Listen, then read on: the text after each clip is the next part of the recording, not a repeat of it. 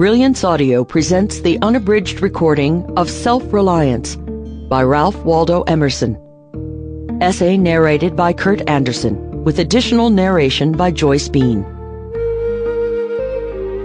I read the other day some verses written by an eminent painter which were original and not conventional. The soul always hears an admonition in such lines, let the subject be what it may. The sentiment they instill is of more value than any thought they may contain. To believe your own thought, to believe that what is true for you in your private heart is true for all men, that is genius.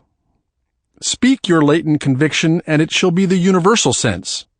For the inmost in due time becomes the outmost, and our first thought is rendered back to us by the trumpets of the last judgment. Familiar as the voice of the mind is to each, the highest merit we ascribe to Moses, Plato, and Milton is that they set at naught books and traditions, and spoke not what men, but what they thought.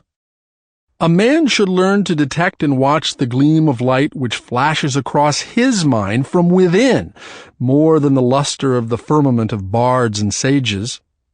Yet he dismisses without notice his thought because it is his. In every work of genius we recognize our own rejected thoughts. They come back to us with a certain alienated majesty.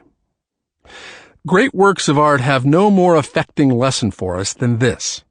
They teach us to abide by our spontaneous impression with good-humored inflexibility than most when the whole cry of voices is on the other side. Else tomorrow a stranger will say with masterly good sense precisely what we have thought and felt all the time, and we shall be forced to take with shame our own opinion from another. There is a time in every man's education when he arrives at the conviction that envy is ignorance, that imitation is suicide, that he must take himself, for better, for worse, as his portion, that though the wide universe is full of good, no kernel of nourishing corn can come to him but through his toil bestowed on that plot of ground which is given to him to till.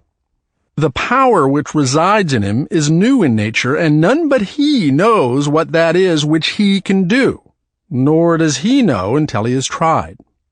Not for nothing one face, one character, one fact makes much impression on him, and another none. This sculpture in the memory is not without pre-established harmony. Sample complete. Ready to continue?